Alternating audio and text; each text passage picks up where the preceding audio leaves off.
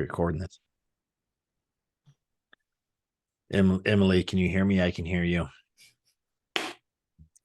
I can hear you. You want me to talk about my mic again and tell you No, that I'm reliably not tech savvy? you you're consistent, which is what I love. Right. And I think that says something about my character, about anybody's character, really. Oh, absolutely. Um, I love that we're trying to live stream this, but I didn't set up YouTube live streaming because I just felt like it would be, able to happen right away. And it can't. You need 24 hours for them to approve for some way, shape, or form. So hopefully, I never knew that.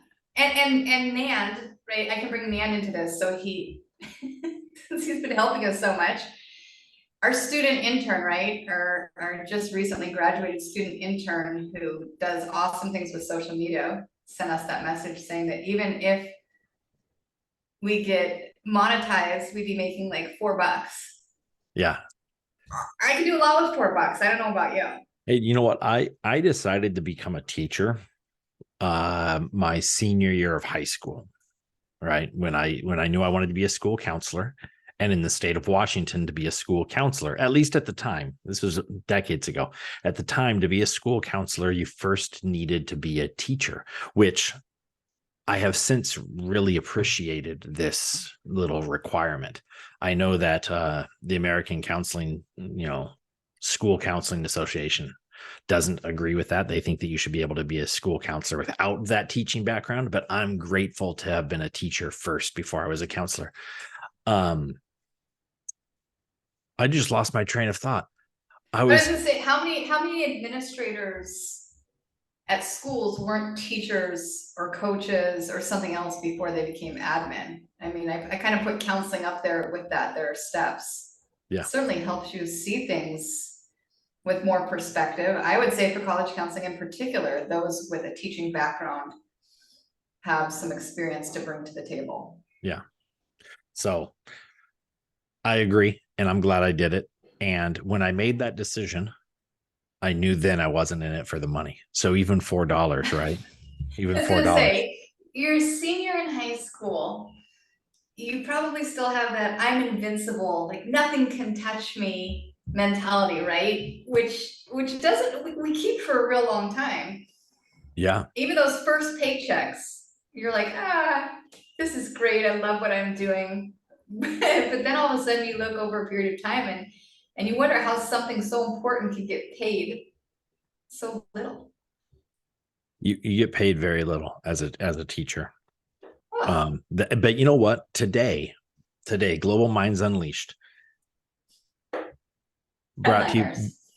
brought to you by Shed, the State of Higher Education discussion from In the Fleisch, and GeoSwerve Consultancy is here today again. Sam Fleischman, Emily Dobson, with not Global Minds Unleashed, where we talk about global things that are pertinent to the world of higher education, not Norms Unleashed, where we talk about institutions or ideas that are kind of outside the norm, but something students you should be thinking about. Today, we are doing Headlines Unleashed. And Headlines Unleashed, Emily, this is where we get together. You have an article, I have an article. You give me the title of the article, and I talk about what I think that article is about, what I like about it, what I don't like about it. And then you tell us what the article is really about. And then it's my turn, and I do the same with a different article. So I think that's a good overview. Are we ready to begin? This Yeah, is entirely you're unscripted, if you can't tell. okay. All right. This one is not, I'm not even gonna true or false you this time. I'm just Okay. gonna give you a sentence and then I wanna see your reaction. And it's kind of a perfect segue from our previous topic here. Are you ready? You're Ready. ready.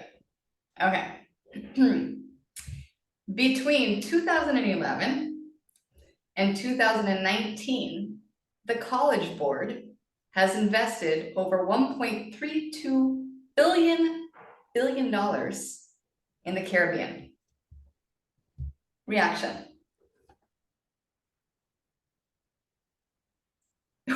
Stunned to silence. This is big. Sound of silence. In the 8 years of 2011 to 2019, College Board invested 1.2, $1.3 billion in the Caribbean. Mhm. So um, I think about this in a few different ways. The word investment is interesting. Are they investing in themselves? They've invested 1.3 billion in the Caribbean in order to further their growth, which I can understand a business wanting to do, which means they bought property, they bought rights, they bought or they engaged in business ventures, and that's the level of investment that they've spent into that in order for their business to continue to thrive. I would love, you know what, if College Board, if part of this 1.3 billion was like a $4 million home on each of the main islands that was available to College Board employees as a member benefit. And after 5 years of serving with the College Board, and I say serving because you've got 5 years, you got to be dedicated to the College Board because they get a lot of flack in this industry. But after 5 years, you're entitled to 1 week a year in one of these mansions as a member benefit of being an employee of College Board. That would be a level of investment that I don't think I would agree with, but at least there would be some transparency in the process. 1.3 billion.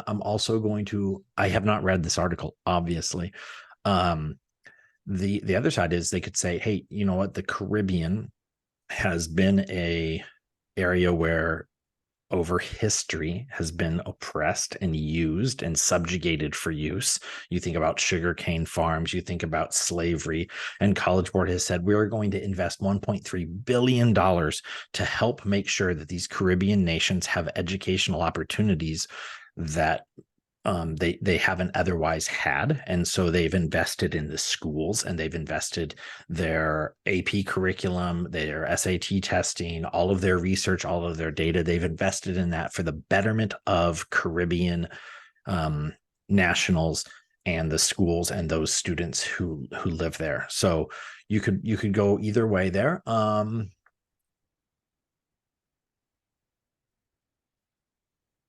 What I would want to know, Emily, and I don't know if the article talks about this at all. What I would also want to know is how does that 1.3 billion investment compare to the investment of similar student size? So if there are 10,000 students in the Caribbean that are college age going each year, where else in the world are there 10,000 college age going students, and what has been College Board's investment there? So is it an equity globally of that 1.3 billion? Those are some of the things that come to my mind right away in terms of investment. I sure hope that it's the $5 million mansions Oh, well, God. for College Board I know where you're employees. gonna look for your next job if that's the case. It's not. And that's the thing. I mean, you've seen the heat going on with College Board. It's all over. LinkedIn is a great place to see it. The college forums, College Board owns the SAT, right? And they own the advanced placement courses and they sell them. It's registered as a nonprofit, but, and I say this because I'm interested because you've also worked at one point for a place that develops and sells tests, right? So you may have a totally different take on it than I do as an educator and a counselor that sometimes has to decide whether or not to recommend these services. Sure. But there's been, people put money in the Caribbean historically because they're trying to avoid taxes at some level, right? And it's perfectly legal. But at the same time, this article kind of more or less addresses how things might don't add up, considering that College Board is registered 501c3 company. It's registered as a nonprofit, and as a nonprofit, that legally says you're supposed to be serving the public in some manner. And I don't know if serving the public by selling them stuff is truly serving them. Maybe you have a different piece of mind, but I don't think that money is going to those houses. It might be going to CEOs, they're making over $500,000. David Coleman, who runs the whole place, made over $1 million. And there's no indication of where that money goes. And they receive US government funds. So Yeah. if one receives US government funds, and you're getting all this money back from your investments, I feel like shouldn't you be pushing that money back into the US? So these ideas you have about making people more comfortable, or, saying thank you to those that serve in education, these are good ideas. There's no proof that those are happening anywhere. And in fact, quite the opposite has been raised. And for my final shock factor, I'm ready for it. I'm ready. Hold on. Okay. this is an entire website that I came across on accident after reading a post from fairtest.org that kind of tracks and talks about these trends with testing and sales. And it was created by juniors in high school. And it's called the realcollegeboard.org. And these juniors have gone down a rabbit hole, kind of looking at different pieces, and they've expertly written in a factual manner about the finances, the effectiveness, and they bring up all kinds of numbers and all kinds of ideas that really leave a reader with a lot of questions. And I know the movement's big in the US to kind of have more transparency. In Brazil, I think people still eat up the fact they must have the SAT or the ACT or advanced placement to get into college. So it's a slippery slope.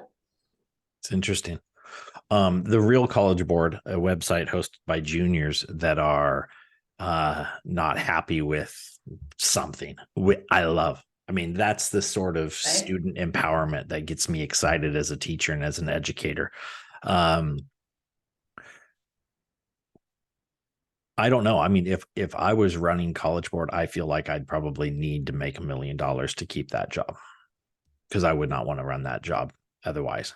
However, I would probably also not. I would not also put out the email that was sent from Mr. Coleman that Akil Bello posted on. So that's the one that started this. So I saw that post, but I didn't read into it at all.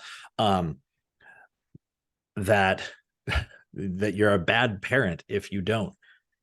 I mean, essentially you're a bad parent, and it shows your character if you don't have your kid take the SAT. I was grateful that my mom or retake it. That was the thing, right? Yeah. It was like, if your kid hasn't gotten the first score that they really deserve to get into that college, it's your character. It's your character. I thought that was really poor. And I'm sure he didn't write that himself, but he also probably can't throw somebody else under the bus, and he needs to take better control of the marketing team to not say stuff like that. Or if he was the one saying that, then that's not cool. I'm sure he has to approve everything. You can't have your floating pictures. That would have called it, like your floating demon picture next to a quote that you didn't say. Like, it's got to run across his desk. That would be, well, who knows? There's but it goes back actually to what we started talking about with when I got into counseling. It wasn't for the money, and I wanted to be a teacher. I needed to be a teacher first. There are a lot of administrators, CEOs that are out of touch with the details of education, of life. And so if you're a superintendent and you're not in the classroom teaching an elective, if you're a head of a school, a high school principal, and you're not teaching daily, you lose a lot of credibility when you ask teachers to do things that are not in the best interest of students and that are not in the best interest of the teachers. And so I think probably he's out of touch with what the reality is for students, right? There's no doubt about it. I'd love to hear from people that have moved, and I've been one of them. People have moved from, kind of a teaching position or a counseling position into admin. Like, there is a point in time when the balance becomes so tricky between what you have to do for the school versus what you want to do for the school. And I think most honest heads of anything can probably name those moments. Like, these were the moments when I had to make those choices. I'd be curious to know what those are, and if anybody's actually trying to, there's been very few leaders in my life that have done something permanent to rectify that disconnect. It's interesting. Lost in the moment right there a little bit. Leaders that are disconnected. You know, and we talk about this a lot though too. I think the same thing goes for counselors. Like, you can sit there and counsel kids all day long, but if I had the chance to get into a classroom, which I did, I taught advanced, of course, here we go, college boards, advanced placement, English language and English lit courses, which, quite frankly, in my opinion, that kind of skill set should be taught to any kid in high school English. Every child should have that. It's not like College Board invented this great idea. No, every kid I actually think better and harder and read more. Exactly. The curriculum that's out there is like with AP. It's fine curriculum. It's this other stuff. It's this other stuff that elicits the fear, that elicits the anxiety, that perpetuates things that are unnecessary for the end goal of making a little bit more money, or showing that you're better than somebody else in some way, shape, or form. I think that's the part of it that I don't like, but I understand that it happens, and I'd happily have a conversation with Coleman live right here when we get you could never get Coleman. I would take the SAT again if you got Coleman, and I hate that thing. I'm a terrible test taker. So if I get Coleman in an interview, you're gonna take the SAT. Right, I'm gonna take it. That sounds good. Hey, can I? We're gonna switch here, but I wanted to put a loophole in because I want people to hear it. Okay. You know that you don't have to take an AP class to take the exam. Correct. You can self-study. So any teacher anywhere in the world could potentially go on, read about the skill set, get into a group that talks about what the syllabus might look like, and framework their own class. And a kid could go take the AP exam. You have to find a testing center, which can be difficult if the testing center is not open to non-students. But the information's there. It is.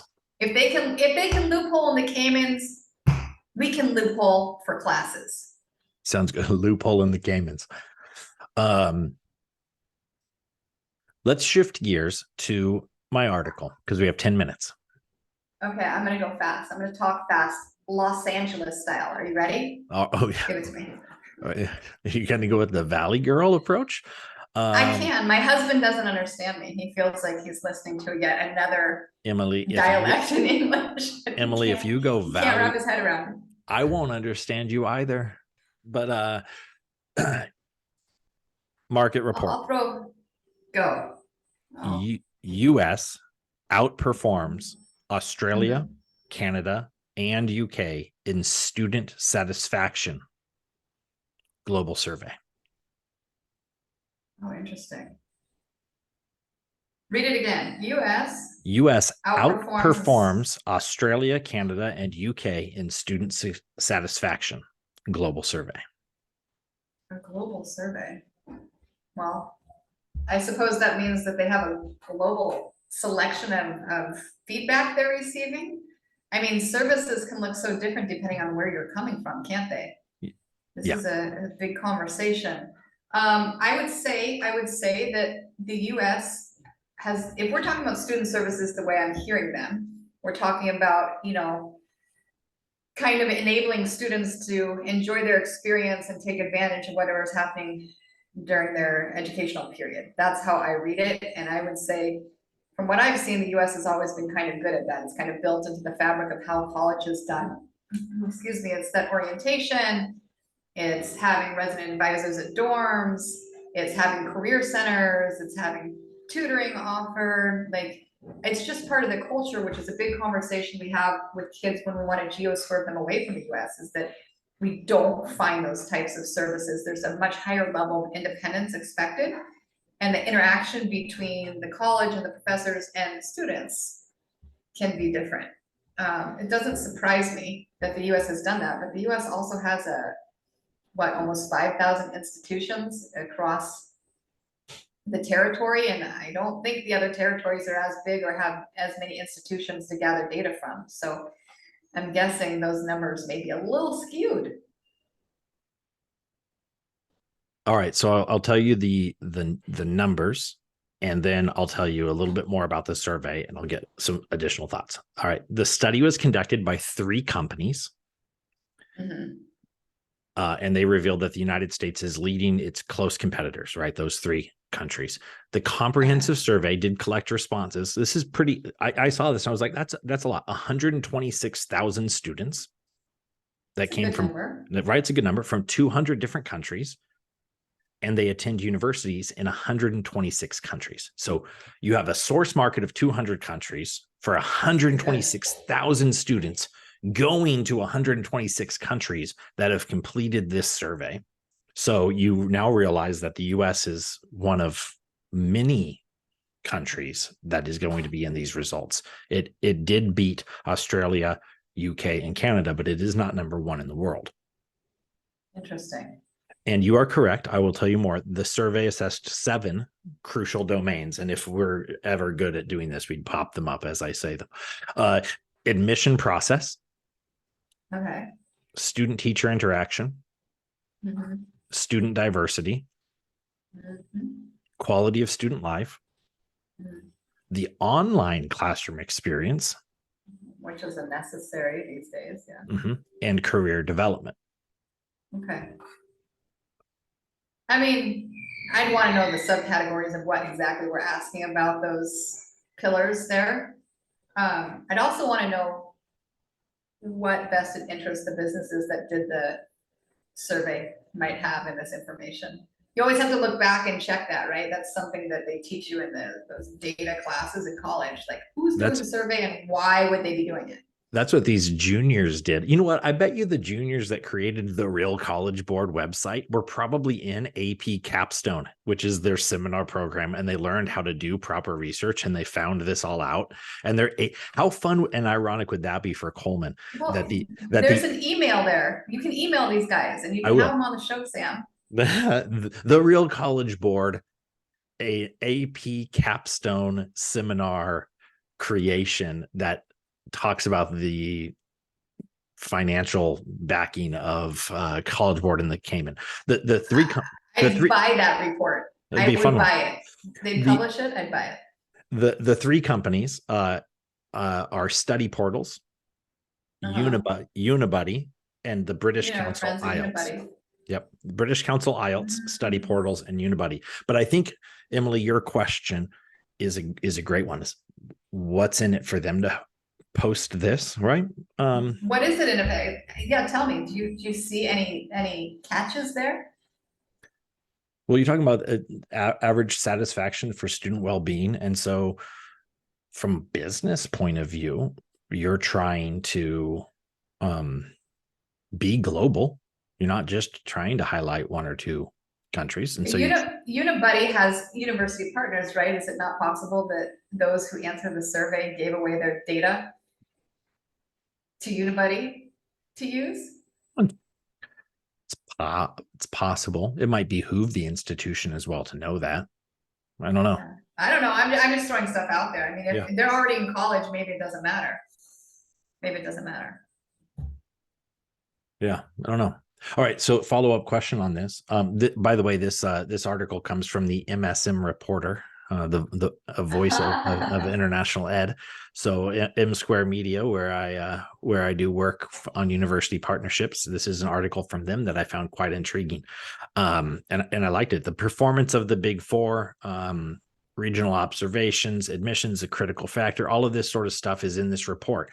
But my question for you is, in the graph, the image from Study Portals, it talks about average satisfaction in 2023, average satisfaction in 2021, the year right after COVID, and the percentile change. What country do you think is number 1 on this graphic? It's not the US. The US is number 4 on this graphic. Were they any of the countries you named in the title? No, because the U.S. is better. U.S. is better at student satisfaction than the U.K., Canada, and Australia. Those are further down the list. So, which Okay, country so has enough international students, right, going to it that would be part of this group, or maybe not enough? I mean, they could only have 3 people, and this is a great score. Who knows? I have to go with where my kids are happiest right now. Okay. My kids are happiest in Europe, in the Netherlands. Okay, so the Netherlands is below Australia, above Canada on this list, but that's at Okay. that's at the bottom of the 10. That's at like 12 or something like that. Oh, I'm not even in the top 10 for student satisfaction on admissions. Jeez. Australia is number 10 on this chart. Australia's number 10. Who makes it easy and good for all students? I'll Is tell it you what, anywhere in Europe? the top 3 are all Europe, and I'll tell you Okay, I'm not off then. Okay. the number 1 is a university that you and I have talked about bringing on for Norms Unleashed. I think we talked about them. At least I talked about them in my head. Okay, do you want to share that out of your mouth? The University of Pech. Peter. Peter would be great on Norms Unleashed. Oh my God, I just was thinking about him this morning. So they're number one. Well, that doesn't surprise me either. They have, don't they have the largest amount of international students for almost all universities in Europe? Aren't they up to like 4,000 students or something? Yeah. It's a huge number. They're up there. And it's not University of Pech that's number 1 on this satisfaction survey. It's Hungary as a whole, which would bring in Semmelweis and would bring in some of the others. That. Yeah. So it's Hungary as a whole. They were number 1. They were number 1 in 2021, and they were number 1 today in 2023, according to this report.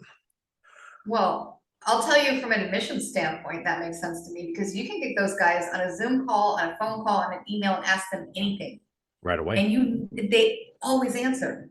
100%. And then there's some schools out that they're like, oh, go check our website or talk to our student assistant who may or may not know the answer to your question. Customer service is key. The number 1 university results, right? And I don't know the number that was the threshold. I don't know the threshold of the minimum number of responses to become able to be the number 1. The number 1 is also in Europe, but it's the country as a whole is number 5, but the university is number 1 of all universities. You have a guess? And we could get Alberto. We could get Alberto to come on as well as a guest of Norms Unleashed. Okay, I'm drawing a blank. Who is it? In Spain. Really? Yes, nice. University of Navarra in Spain, ranking as the top institution. So you know what? That's gonna thrill my Brazilian crowd and my Latin crowd. Navarra has come up at least 4 or 5 times in the last week in our WhatsApp group. Yeah. Under various circumstances. That's really great to hear. That's good news. And I think what we can leave everybody who listens to this is, those interested in learning more about the SAT and the College Board and the function of that we'll leave the collegeboard.org, the realcollegeboard.org links.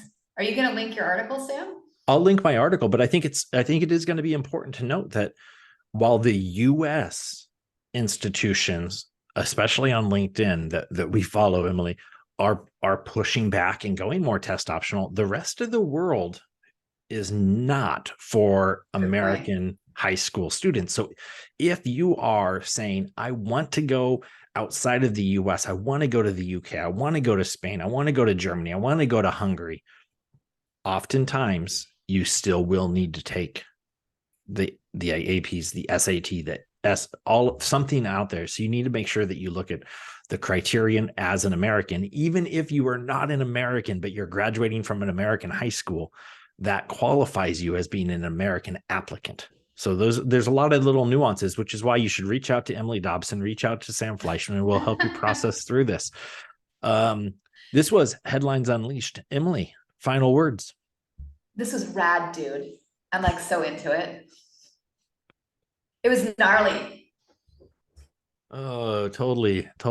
Like I don't even I can't even comprehend how awesome. It was unbelievable. Yeah. Let's go to the Caymans and hang. It's gonna be totally chill. That actually sounds great. I'll bring some acai berries or whatever super fruit is out there right now. Perfect. I like acai. I'm in Brazil. I can't say no. Absolutely. All righty. All right, we'll see you next time. All right. See you next time on Unleashed.